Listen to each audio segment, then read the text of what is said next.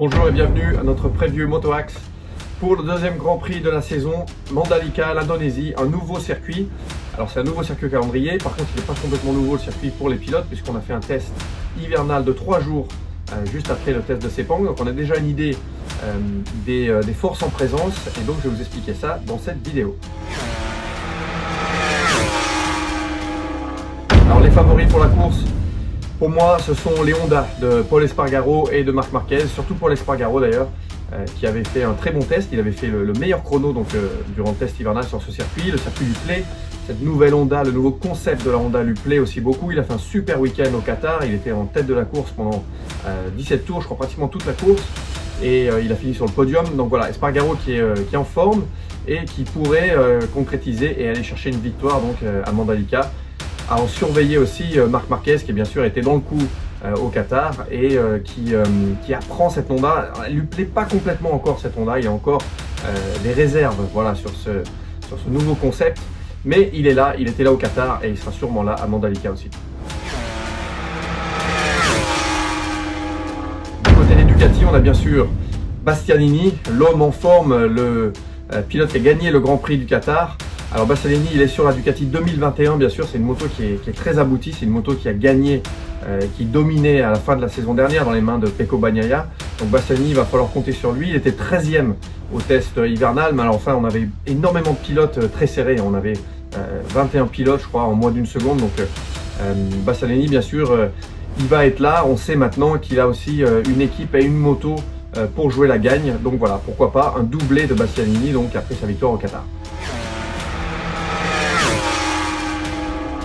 Les autres pilotes Ducati vont bien sûr avoir à cœur de se refaire. Bagnaia, ça a été un désastre pour lui au Qatar, avec une mauvaise qualification, une chute en course. Il a emmené Jorge Martin, l'autre pilote Ducati, lui sur la machine 2022.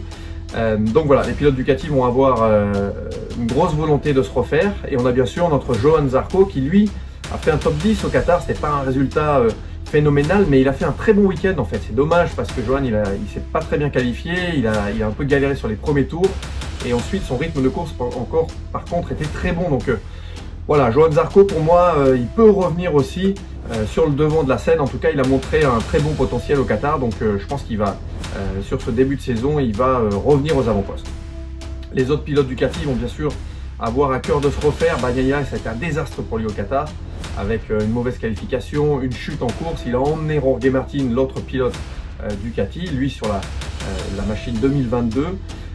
Donc voilà, les pilotes Ducati vont avoir une grosse volonté de se refaire. Et on a bien sûr notre Johann Zarco qui lui a fait un top 10 au Qatar. C'était pas un résultat phénoménal, mais il a fait un très bon week-end en fait. C'est dommage parce que Johann il s'est pas très bien qualifié, il a un peu galéré sur les premiers tours.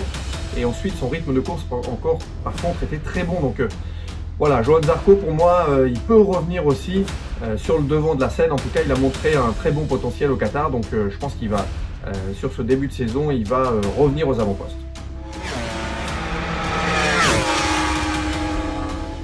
Côté français on a aussi bien sûr Fabio Quartararo. Fabio qui était deuxième au test hivernal. C'est un circuit qui est assez petit aussi, donc on est en 1 minute 31 pour le meilleur chrono, donc c'est pas aussi petit par exemple qu'un circuit comme le Sachsenring, mais c'est un circuit assez court, pas de grande ligne droite, donc ça c'est aussi une bonne nouvelle pour Fabio Quartararo et pour la Yamaha, puisque elle manque encore de vitesse de pointe. Donc Fabio qui était rapide au test, qui était presque là au Qatar, mais il a un petit peu lutté à cause du manque de vitesse de sa Yamaha, donc là je pense aussi qu'il peut revenir dans le coup. En tout cas pour Fabio, la qualification va être la clé du week-end. Des KTM, alors je dis rien du côté des KTM puisque j'avais mal prévu le coup au Qatar, j'avais complètement oublié les KTM et Binder a créé la surprise, il a fait un super week-end. Donc voilà, Binder il peut être là, il a fait aussi un bon test hivernal là-bas et je pense que Binder il va aussi être dans la gagne, donc ça commence à faire du monde pour le podium. Mais Binder va être là, les autres pilotes pas trop sûr, mais Brad Binder qui a trouvé un très bon feeling avec cette KTM 2022. Et enfin du côté d'Aprilia, alors chez Aprilia ça ne cesse de progresser. Aleix Espargaro qui a fait un très bon week-end au Qatar, qui finit au pied du podium, 4e Espargaro, et Espargaro qui a aussi fait un bon test Et il n'y avait pas que lui, hein.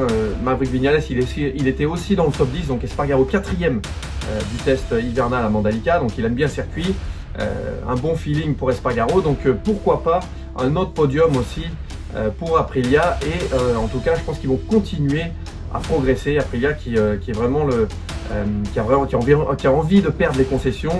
J'en ai discuté avec Massimo Rivola, le boss au Qatar. C'est les derniers, hein, le dernier constructeur avec les concessions, donc ils veulent les perdre, ils veulent aller chercher cette première victoire. Enfin, on va avoir aussi des conditions à Mandalika qui vont être extrêmement difficiles. C'est un circuit où il fait très chaud, très humide. Voilà, un climat qui est encore plus difficile que celui de Sepang. Donc les pilotes, les machines et les pneus vont être mis à rude épreuve. Donc voilà, un Grand Prix à Mandalika qui va être encore une fois magnifique à suivre. Et je pense qu'on va avoir une course encore une fois très disputée sur ce nouveau circuit.